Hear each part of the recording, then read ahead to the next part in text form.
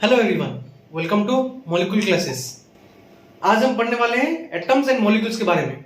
तो एटम्स क्या है और मॉलिक्यूल्स क्या है। तो सबसे पहले एटम क्या है। एटम एक मैटर का वो पार्टिकल है जो फर्दर डिवाइड नहीं हो सकता। ओके। और मॉलिक्यूल क्या है, जो डिवाइड होके क्या होगा, दो एटम्स निकलेंगे उसमें, दो या फिर दो से ज्यादा। ठीक है। अभी हम एटम के हिस्ट्री के बारे में थोड़ा सा जानेंगे।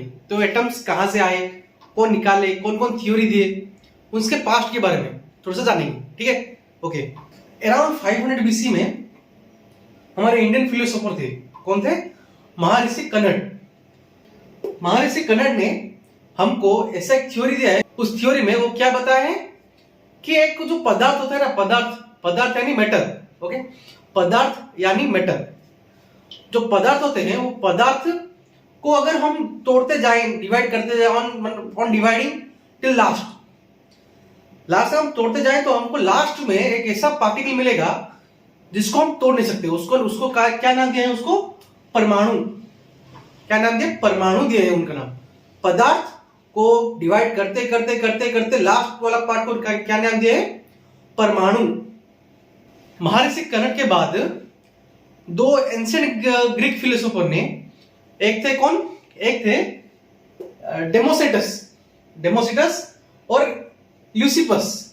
प्रोनाउंसिएशन अपने हिसाब से कर सकते हो, डेमोसिटस या फिर डेमोक्रेटस, कुछ भी बोल सकते हो, प्रोनाउंसिएशन खुद। और एक था ल्यूसिपस। तो ये दोनों क्या बोले, वो जो परमाणु बोले थे ना, परमाणु बोले थे। कौन? महर्षि कनड ने।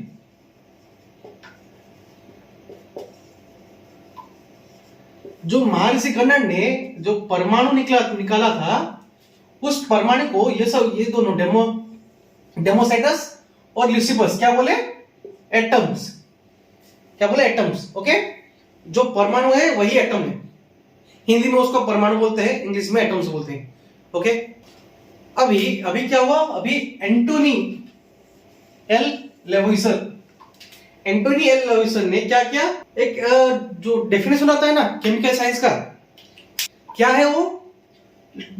To laws of chemical combination देके, दो लॉ केमिकल कॉम्बिनेशन में कौन कौन से जो लॉ थ्योरी वो सब है, ये इन्होंने दिया है। कौन? Antoine L लेवोइसर। दो लॉ दिए हैं। कौन कौन से लॉ? पहला लॉ है law of conservation of mass.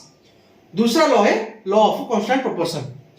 दो लॉ दिए हैं। एक है law of conservation of mass, दूसरा है लॉ ऑफ कांस्टेंट प्रोपोर्शन। अभी हम एक एक करके law of conservation of mass क्या है और लॉ ऑफ कांस्टेंट प्रोपोर्शन ये क्या है, अभी ये दोनों एक साथ पढ़ेंगे। तो सबसे पहला लॉ हुआ क्या? Law of conservation of mass. क्या है? Law of conservation of mass. अभी ये law of conservation of mass क्या है? अभी हम देखो जानते हैं केमिकल रिएक्शन कैसे होता है। जब रिएक्टेंट्स रिएक्शन करके प्रोडक्ट निकालते हैं, है या ना? इसका मतलब यह हुआ कि जितना ग्राम रिएक्टेंट लोगे उतना ही ग्राम प्रोडक्ट निकालेगा। इसमें जो law of conservation of mass ये भी स्टेट करता है कि मास can nether be created nor be destroyed in a chemical reaction. Chemical reaction में मास कभी बढ़ेगा नहीं, कभी घटेगा नहीं, ये समझ जाओ। ओके। केमिकल रिएक्शन में कभी भी इसका मास घटेगा नहीं, या फिर ये दो मिल गए ये अपने आप बढ़ेगा नहीं, दोनों साइड मास सेम होगा। अब दूसरा लॉ हमें क्या स्टेट करता है कि लॉ ऑफ कांस्टेंट प्रोपोर्शन। ठीक है। अब ये constant proportion, law of constant proportion क्या है? अब देखो हम जानते हैं कंपाउंड्स किससे बने हैं? एलिमेंट से, मतलब टू और मोर एलिमेंट से, एलिमेंट से बने ना कंपाउंड्स। तो जो एलिमेंट्स बनते हैं तो उसमें जो रहते हैं वो कैसे रहते हैं? एक डेफिनेट प्रोपोर्शन में रहते हैं। जो एलिमेंट्स रहते हैं वो डेफिनेट प्रोपोर्शन में, किसमें? By mass. अभी मास क्या है? तुमको एटॉमिक मास मालूम है? हाइड्रोजन का मालूम है, ऑक्सीजन का मालूम है। हाइड्रोजन का 1, ऑक्सीजन का 16, कार्बन का 12। ऐसा ही कुछ एटॉमिक मासेस है ना, वो एटॉमिक मासेस को लेके एक कांस्टेंट प्रोपोर्शन में, अगर पानी का एग्जांपल लो, ठीक है, देखो H2O लिए, ठीक है, H2O में कौन कौन सा एलिमेंट है? ये कंपाउंड है या नहीं? कंपाउंड है। कंपाउंड कौन कौन से एलिमेंट है? H एक है, ऑक्सीजन एक है। तो इसका एटॉमिक मास क्या है? 1। ऑक्सीजन का कितना है? 16। अब देखो इधर H2O दिया है या ना? तो इधर 2 मतलब H कितने में है? H कितना है? 2 है।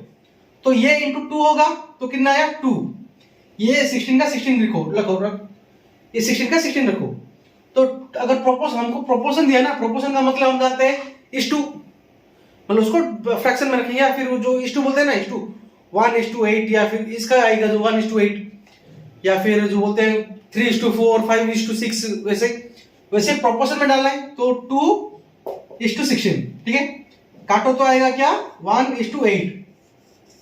ठीक है, अभी ऐसा ही एक एग्जाम्पल लेते हैं जो कि बुक में है। क्या है? 18, अभी वो दिया है 18 ग्राम ऑफ H2O। हमको क्या बोला है?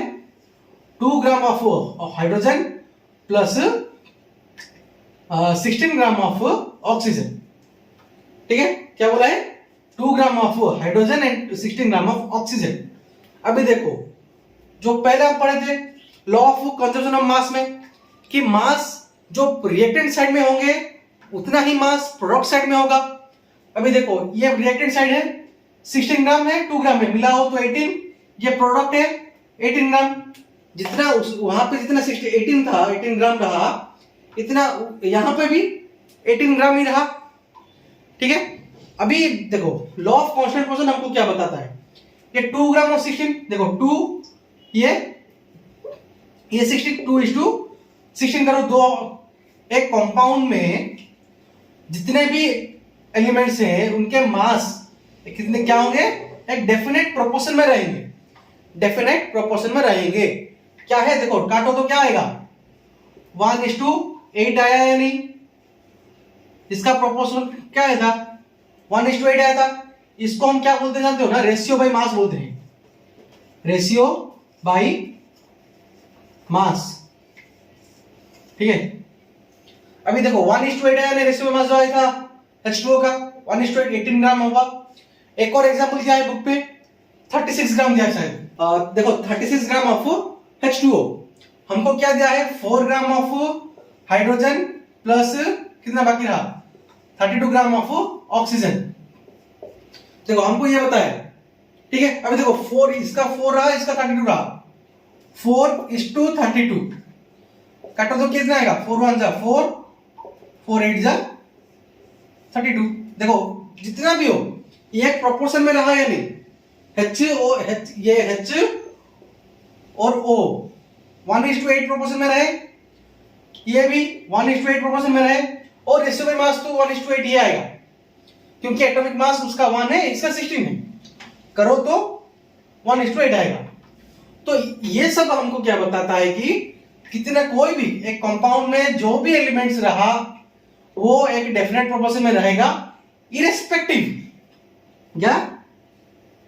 Irrespective of their source, irrespective of their source.